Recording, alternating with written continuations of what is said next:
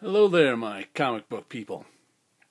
Another week at the comic shop, and I got 7 comics this week, which I think is what I got last week, too. All from my pull list, didn't pick anything up off the shelf. And let's start with the first one, which is No Mercy #2. I really enjoy that cover.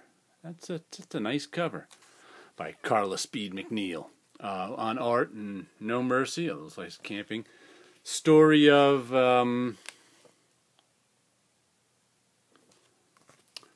group of kids. They're just graduated high school, are on their way to college, and decided they had to do something, I don't know what you'd call it, some extracurricular stuff where they went down to South or Central America to help build houses or something, I'm not sure what, and they get into a bus crash. I think the story is going to be all about these kind of, plugged in, iPhoned, Twittered kids all cut off and, coping in the woods on this mountain.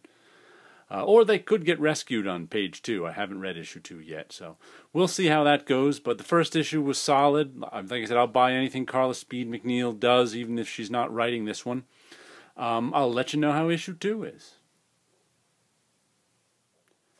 And here we go with issue 28 of Thief of Thieves. We're into our second story, our new story arc. I don't know, the 6th story arc, not the second. Where this woman is our new Thief of Thieves. She replaces Redmond. And I like the Sean Martinborough art here. Very dark. At the end of last issue, she was cornered and looked like she was getting captured by the police. So I expect this issue will deal with the aftermath of that. It's been a solid book for 28 issues, a nice $2.99 book, and I'm going to continue along with Thief of Thieves. And now here we have The Wicked and the Divine, number 10. Looks like I didn't get the giant head cover this month. I've gotten all the giant head covers so far in this book, but it looks like I got an alternate cover, but there was no credits for the alternate covers in the first page like there normally is. So I don't know if they switched off giant head covers. I don't think they did. But excellent book, Wicked and the Divine.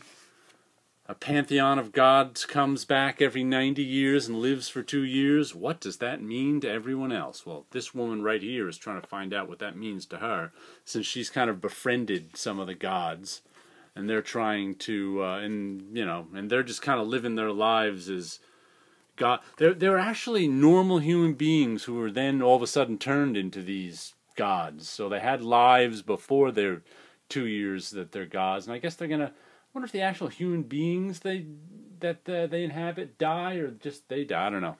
We'll have to see. But it's been a good series. I enjoy it. It's a book that's not so much about plot as it is about the characters and their relationships with one another. So I've been enjoying it all along, and I'll keep up with The Wicked and the Divine. And next we have Savage Dragon 203. It's interesting, I follow Eric Larson on Twitter, who's the Savage Dragon artist and author. And someone was asking him where's the best way to jump on to Savage Dragon, and he's like, just jump on. He's like, if you meet a person, you don't say, I don't want to be your friend because I haven't known you for the last 20 years. You just jump into the middle of their life and catch up eventually. And I jumped on Savage. My first issue of Savage Dragon I bought was like issue 70. So I just jumped on too, and I caught up. So don't look at issue 203 and go, oh, I'll never figure out what's going on, because it's not that hard to figure out what's going on. Savage Dragon. This is actually the son of Savage Dragon. He's taken over the book, because this is one of these books that takes place in real time. So it started in 91, and 24 years have passed since then. I think it started in 91, maybe 92 or something. I don't remember. But actual real time has passed, so this new Malcolm who was Savage Dragon's son, who is now the Savage Dragon, was actually a little kid in the book for many, many years, and a teenager, and he grew up. So, solid book. Enjoy Savage Dragon. Pick it up sometime.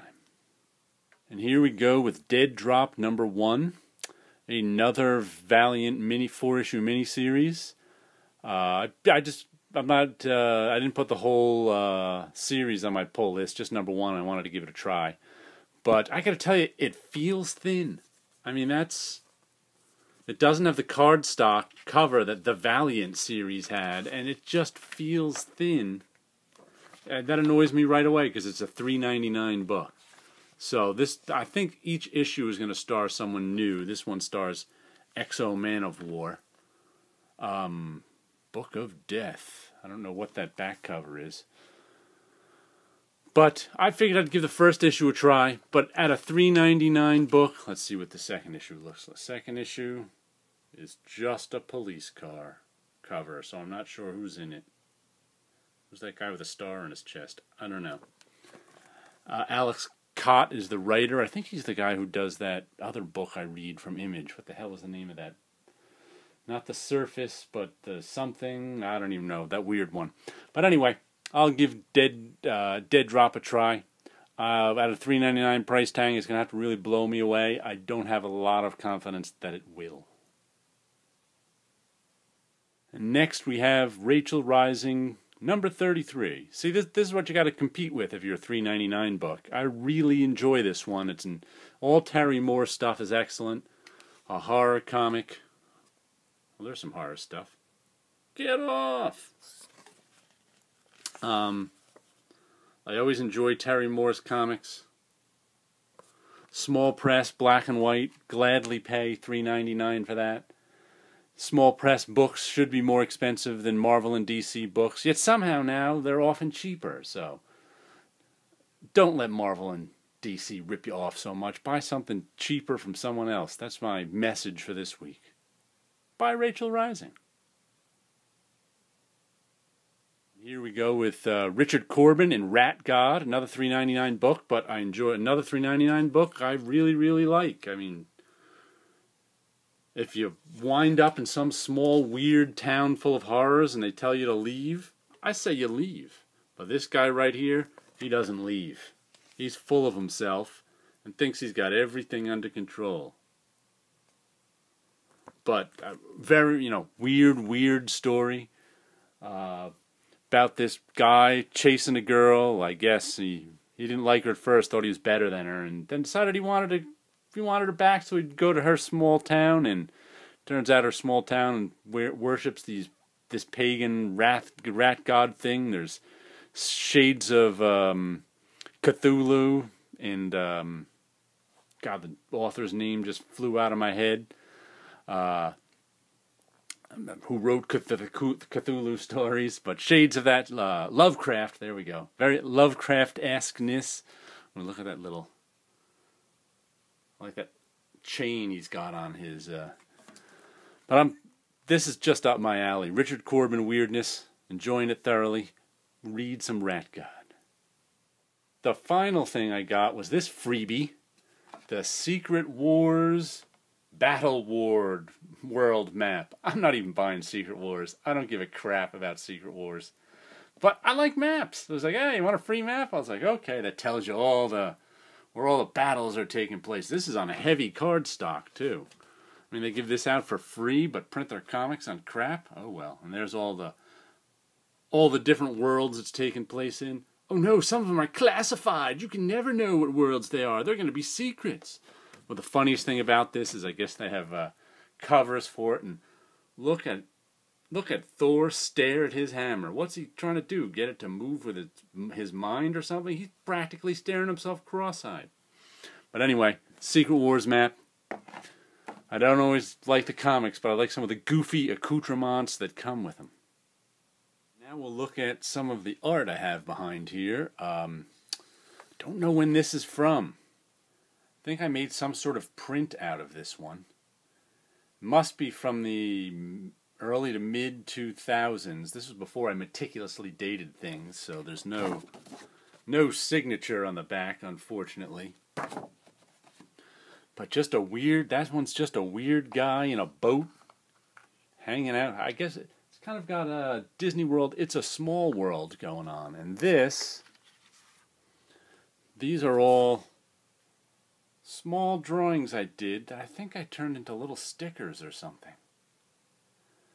This is from one of my early sketchbooks where I took these little, you can see in blue is what I originally drew in my little sketchbook, and then I printed them out and drew them again in pencil to get them just how I left. Route 66. I actually recognize some of these images, so I must have used them for something else, but I don't know what. And finally we have this. I have no idea who this is. I have no idea where I got the picture from, but it looks like I was practicing making patterns out of the hair, because the face is just kind of blandly done in there, sort of by rote, but that looks like I paid a lot of attention to that hair and the strange swirling patterns it made. But I never made anything out of this, so I don't know what I would. You know, sometimes you find things and you're like, well, wonder what I meant with that one, and I have no idea. But anyway, those were the comics I got this week and a few drawings. So you guys have a good time out there.